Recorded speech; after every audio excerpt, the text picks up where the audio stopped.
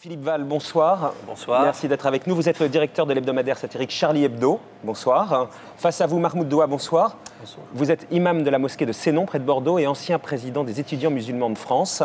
Alors, on va commencer par l'actualité chaude. Charlie Hebdo sort la semaine prochaine. Mercredi. Vous avez décidé, à la une de Charlie Hebdo, de caricaturer les caricatures, finalement. On va raconter tout ça. Et vous avez dû évacuer votre journal aujourd'hui, jour du bouclage. Alerte à la bombe. Oui, bon, on n'est quand même pas à Beyrouth. Il ne faut pas exagérer. C'est simplement les services de sécurité qui ont eu un petit peu peur. Ça va, on n'est pas très menacé quand même. Faut rien dramatiser. On va donc débattre du fond du dossier. Vous décidez donc en tant que patron de Charlie Hebdo, la semaine prochaine, d'en rajouter une couche finalement, de caricaturer les caricatures. Est-ce que vous n'avez pas l'impression, vu l'ambiance générale, de mettre un peu d'huile sur le feu et d'attiser comme ça la passion ? Non, vraiment pas. On ne caricature pas les caricatures, on publie les 12 caricatures en question, comme avec les mêmes arguments de Faubert, qui sont ceux de Faubert de François. Mais on les commente en dessin et en texte. Il y a un appareil critique, comme on dit d'une façon un peu à la Charlie Hebdo. Oui, mais dedans, bien sûr, une fois de plus, les dessins n'auraient pas fait polémique, on ne les aurait pas publiés. Mais la question n'est pas là. Le fait qu'ils ne soient pas extraordinaires est encore plus intéressant parce que ça permet de défendre que le principe. La liberté d'expression. Si c'était aussi beau que du Léonard de Vinci, évidemment, il y aurait des tas d'esthètes qui les défendraient au nom de la beauté. Là, on les défend... Tout le monde s'accorde à dire qu'ils ne sont pas terribles, ces dessins. Oui, déjà. mais là, on les défend au nom purement d'un principe. Mais dans l'affaire Dreyfus aussi, le capitaine Dreyfus n'était pas un personnage très sympathique et c'était une très bonne chose. C'était un homme un peu rigide, militaire, et on s'est battu pour lui pour une question de principe. Et alors, là, sur le principe, justement, on va d'abord débattre du principe. Vous, Mahmoud Doua, en quoi le principe vous gêne que des caricatures soient publiées dans les journaux? En quoi c'est blasphématoire? Alors, j'affirme d'abord notre attachement de principe au principe de la liberté d'expression. Ça, c'est tout à fait acquis. Personne ne remet et doit défendre le principe d'expression. La question que posent aujourd'hui ces dessins, c'est jusqu'à quelle limite? Le problème, ce n'est pas le dessin lui-même, c'est le contenu. Et je ne sais pas si le public sont informés sur le contenu, notamment deux qui sont notamment le prophète avec une bombe sur la tête. Une bombe sur la tête et la question de l'appel au viol. C'est ça qui pose problème. Est-ce qu'on a le droit d'insulter? Est-ce qu'on a le droit de calomnier? Est-ce qu'on a le droit d'offenser? Est-ce qu'on a le droit de mentir sur le point de départ, Mahmoud Doua, le point de départ, simplement, puisqu'on a beaucoup parlé de ça cette semaine, le fait de caricaturer le prophète, ça ne vous choque pas, vous?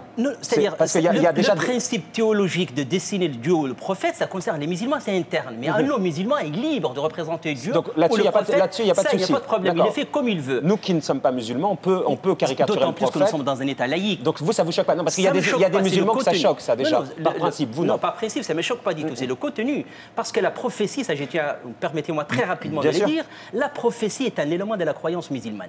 Exactement comme Dieu, croire en Dieu et à son prophète. Donc ça veut dire quoi? Donner cette image du prophète, c'est automatiquement l'islam est violent. Alors là-dessus, Philippe Val, est-ce que d'associer le prophète, on a bien compris que là, on peut caricaturer le prophète, mais le mettre avec une bombe sur la tête, est-ce que c'est pas tendancieux dans le contexte actuel? C'est le droit à la représentation. Il paraît que Richard III était beaucoup moins antipathique que Shakespeare ne l'a dit, et personne n'a interdit à Shakespeare de le représenter comme il a représenté. Toute notre culture est basée sur la représentation, le droit à la représentation. La liberté d'expression, la liberté de la presse a été extrêmement difficile à obtenir. Pourquoi? Parce qu'elle ne fait pas plaisir à tout le monde, précisément. Et elle s'exerce, elle est sans arrêt, un petit peu à la limite. Elle essaye même de créer de la jurisprudence. Nous, on l'a fait à Charlie Hebdo, pas avec les autorités musulmanes, mais avec les autorités chrétiennes. Il y a des jurisprudences Charlie Hebdo maintenant dans le droit français parce qu'on a fait reculer. Vous aviez les mêmes... Est-ce qu'il y avait les mêmes tensions quand vous avez caricaturé le monde catholique qu'aujourd'hui dans le monde musulman? Est-ce qu'il y avait eu la même comme ça montée? Je vous pose la question. Est-ce que ça générait les mêmes tensions? Les catholiques d'extrême droite étaient vraiment très violents. Mais ils n'ont eu qu'un seul recours, c'était les tribunaux. D'ailleurs, on ne demande que ça. Vous avez gagné devant les tribunaux républicains. Oui, on a gagné. Parce qu'on reconnaît les tribunaux, les lois ont été votées par des députés élus démocratiquement. Et voilà.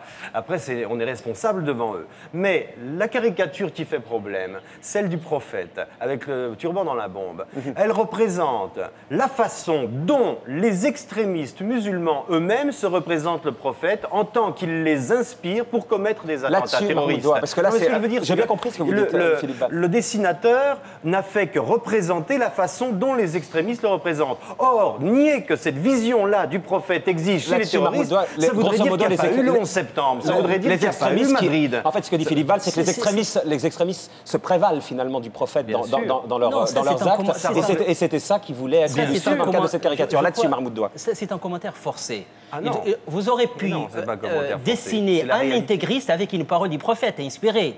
Donc n'essayez pas de coller un commentaire forcé à une image qui est très explicite. Eux-mêmes, Donc, moi je vais vous dire une chose. Les intégristes sont gagnants les aujourd'hui. terroristes Allez-y eux-mêmes. là-dessus, les intégristes, C'est allez-y. quand ça, ils attendez, expriment, s'il vous plaît. Allez-y. C'est Allez-y. une responsabilité. La liberté d'expression avec une éthique de responsabilité. Ce que vous avez fait aujourd'hui, parce que vous avez publié, ce sont les intégristes qui ont gagné. Les intégristes religieux et les intégristes laïques, malheureusement, ça existe. J'ai bien compris, mais là-dessus, justement, Mahmoud Doua, quand vous voyez les ambassades flambées, les drapeaux Alors, flambés, par etc., contre, là, est-ce que vous n'avez pas l'impression Là, je suis que venu ce ça soir. donne une image du monde musulman Alors, là, catastrophique là, je suis et que tout à fait finalement, d'accord avec on vous. a presque envie de les voir publier Alors, par c'est l'expression principe, de ces dessins? Là, je viens aussi de le dire ce soir, je suis aussi choqué par ce qui se passe aujourd'hui dans le monde musulman. Vous êtes choqué par ça. Vous condamnez. Manifester, oui, mais brûler des ambassades et des drapeaux, c'est inacceptable. Oui, enfin, ce sont des pogroms, C'est inacceptable. Et autre chose, les enjeux aussi de ces débats, on est en train de renforcer les dictatures aussi, parce que prenez le régime syrien en faillite, régime dictatorial et laïque. Il est en train d'instrumentaliser les passions des gens pour chercher une certaine légitimité.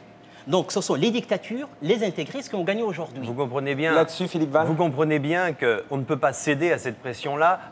On ne peut pas altérer notre liberté d'expression et notre droit à la caricature sur ces pressions-là. Figurez-vous quand même qu'il y a un petit rappel historique à faire avec le Danemark. Lorsque les nazis ont demandé au gouvernement danois de leur livrer les juifs, les Danois ont refusé. Qu'ont fait les nazis, bizarrement ? Ils ont reculé. Ça s'est passé pareil en Bulgarie. C'est les deux seuls pays d'Europe. Vous voulez Quand dire- on touche au vous voulez principe, dire- il Ah, faut vous êtes en train savoir de faire dire non. Ça n'est pas une mesure, ce n'est Non, pas non, haineux, pas principe, ce n'est pas là-dessus, haineux, ça n'est Mahmoud pas Doua, agressif. là-dessus, Il faut juste être intransigeant sur la liberté de la presse, tout comparer simplement. la pression, le droit de manifester à un régime nazi.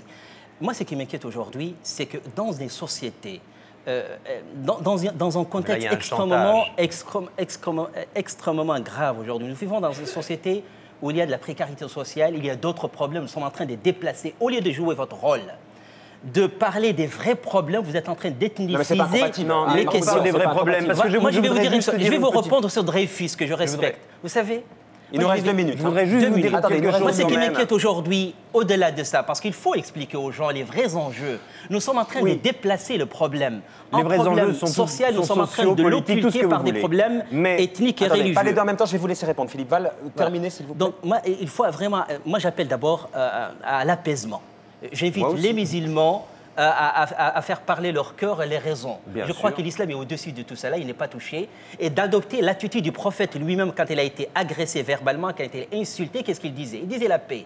Donc il ne faut pas tomber dans le piège. Nous sommes en train d'instrumentaliser l'islam, nous sommes en train d'instrumentaliser les passions pour cacher les vrais problèmes. Très bien. Ouais, Là-dessus, ça va, au moins, alors. c'est une parole de paix. Vous, Bien Philippe sûr. Val. Et l'autre parole de paix que je voudrais dire, c'est que les pires ennemis des intégristes et ceux qui sont victimes le plus des intégristes, ce sont les Arabes démocrates laïcs. C'est eux toujours qui sont victimes. Et c'est eux qui sont stigmatisés 150 aujourd'hui, 000 morts en Algérie. Le Il y en régime a qui se syrien est sont- laïque. C'est la raison pour laquelle, lorsque l'on dit que cette résistance à ce chantage qui est fait actuellement est islamophobe ou raciste, c'est faux. Parce que les Algériens qui se sont exilés pendant les années 90 pour fuir la terreur islamique, eux, quand on critique cet islam radical, ils n'ont jamais l'impression que c'est contre les Arabes, c'est pour les Arabes. Bien compris. Pour qui terminer, sont les vous avez dit, principales victimes beaucoup de SMS passent en l'islamisme. disant on ne peut pas non plus tout faire passer au nom de la liberté d'expression. C'est assez important. Non, Ça, c'est quand même la aux tendance. tribunaux d'en juger. Ce ne sont pas aux lobbies islamiques Là, par ou contre, je suis aux d'accord. groupes islamiques. C'est aux tribunaux, il faut manifester et porter. C'est pas l'Arabie plainte. saoudite. Vous, vous avez porté Et plainte- lui, on va vous le avez faire. porté plainte Des d'une On va, façon ou porter d'une autre. plainte,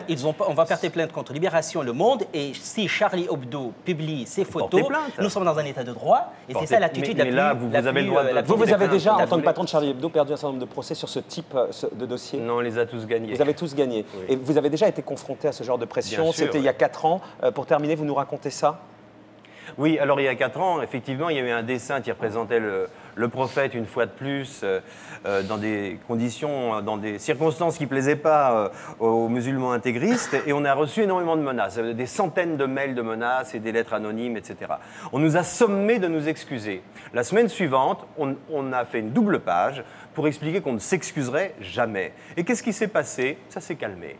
On n'a pas sans haine, sans méchanceté. Il y a eu 200 morts au Nigeria. Oui, non, mais vous avez la conscience tranquille. C'est l'affaire Est-ce que c'est ça le rôle des journalistes aujourd'hui? Est-ce que c'est le rôle du journaliste aujourd'hui d'informer ou d'appeler? Vous êtes en train de dire que c'est les journalistes qui sont la cause des 200 morts au Nigeria? Moi, je crois que les manifestations au Nigeria ne méritent pas tout ça. Mais moi, j'appelle les journalistes à leur responsabilité. Et vous appelez les journalistes. La question que je me pose, est-ce que vous avez la conscience tranquille de provoquer 200 morts au Nigeria? Salman Rushdie, on est en train de l'accuser d'avoir fait monter l'islamisme. Ce n'est pas vrai, mais bien sûr, Salman Rushdie a eu raison. Ça ne mérite pas tout ça. Ça ne mérite pas ce sang. Elle n'avait pas besoin de Salman Rushdie pour être ce qu'il est aujourd'hui.